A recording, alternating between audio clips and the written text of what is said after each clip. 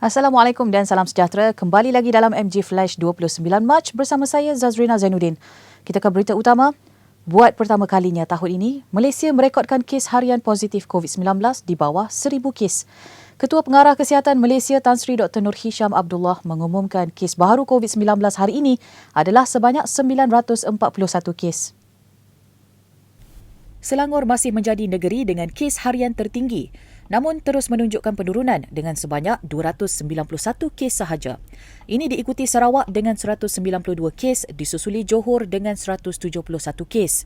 Kali terakhir Malaysia merekodkan kes harian 3 digit adalah pada 9 Disember 2020 dengan 959 kes. Malaysia Gazette akan membawakan perkembangan terkini COVID-19 dari masa ke semasa. Kenyataan Suruhanjaya Pilihan Raya SPR untuk menangguhkan pelaksanaan pendaftaran pemilih automatik dan undi 18 adalah bercanggah dan menimbulkan keraguan. Pengerusi Keilmuan Nasional Zamri Muhammad Isa menegaskan keputusan itu menunjukkan SPR tidak komited dalam melaksanakan rang Undang-Undang Perlembagaan Kurungan Pindaan 2019 yang telah diluluskan di Parlimen sebelum ini. Ini yang pertama kali kita ada memorandum. Baru pertama kali setelah kita lihat kenyataannya bercanggah. Kenyataan bercanggah.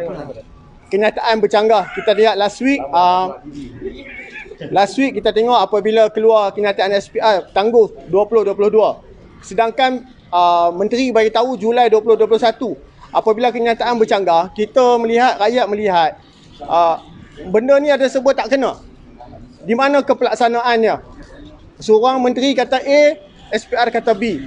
Sebab itu kita rasa khuatir, adakah mereka ni serius tak serius nak laksanakan undi 18 ini? So alasan-alasan nak beri laporan interim, bulan 9 baru nak beri. Susah sangat ke nak bagi laporan interim ni kepada publik? Kenapa ambil masa yang lama? Dan alasan PKP, sebenarnya undi 18 ni diluluskan di Parlimen sebelum PKP lagi. Sementara itu, Ketua Aktivis Majlis Belia Malaysia MBM Fahami Ashraf Badarudin berkata, percanggahan kenyataan itu merisaukan beliau. Tambahan pula katanya, strategi pelaksanaan juga masih kabur.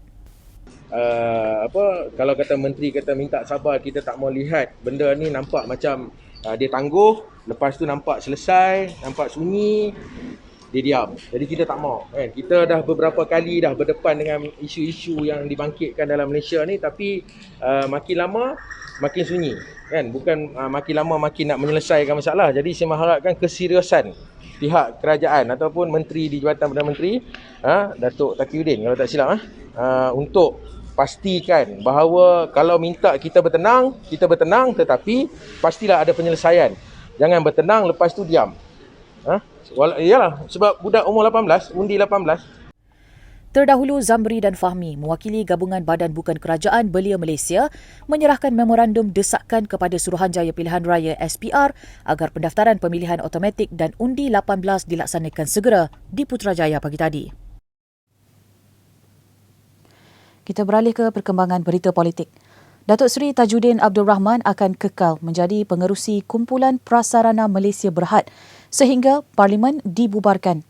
Katanya ini adalah sejajar dengan keputusan UMNO yang hanya menyokong Kerajaan Perikatan Nasional sehingga Parlimen dibubarkan. Menurut Ahli Parlimen Pasir Salak itu, sementara Parlimen masih belum dibubarkan, beliau akan terus komited membantu pihak pengurusan prasarana menjadi penyedia perkhidmatan pengangkutan terbaik di Malaysia. Beliau berkata demikian pada sidang media selepas mengadakan lawatan kerja ke kilang pengacuan You-Through Girder di Sarjana Putra Selangor. Semalam, Datuk Seri Tajuddin berkata, beliau bersedia untuk melepaskan jawatan sebagai pengerusi prasarana sekiranya parti itu secara rasmi meninggalkan Kerajaan Perikatan Nasional PN. Jelasnya jawatannya dalam syarikat berkaitan kerajaan GLC tidak boleh dibandingkan dengan perjuangan bersama-sama UMNO. Tapi kalau kata kerjasama di antara Parti Pribumi Bersatu Malaysia Bersatu Johor dengan UMNO Johor hanya akan diputuskan selepas mesyuarat bersatu esok dan mesyuarat PN Johor pada Rabu ini. Ketua Bahagian Bersatu Air Hitam Datuk Osman Sapian berkata, ini susulan kenyataan terbuka pengerusi UMNO Johor Datuk Hasni Mohamad di Perhimpunan Agung UMNO 2020 semalam. Katanya kenyataan Datuk Hasni itu disifatkan bukan sahaja menghina Tan Sri Muhyiddin selaku Perdana Menteri, malah memperkecilkan Bersatu yang memberi sokongan kepadanya bagi menubuhkan kerajaan Johor tahun lalu. Menerusi laporan Berita Harian, Datuk Hasni mengeluarkan kenyataan bahawa sokongan terhadap Perdana Menteri Tan Sri Muhyiddin Yassin di Johor jauh lebih rendah berbanding sokongan terhadap UMNO. Justeru Datuk Osman berkata ahli akar umbi Bersatu Johor sangat kecewa dengan kenyataan tersebut yang bukan sahaja tidak beralas terhadap Tan Sri Muhyiddin, malah penuh keegoan.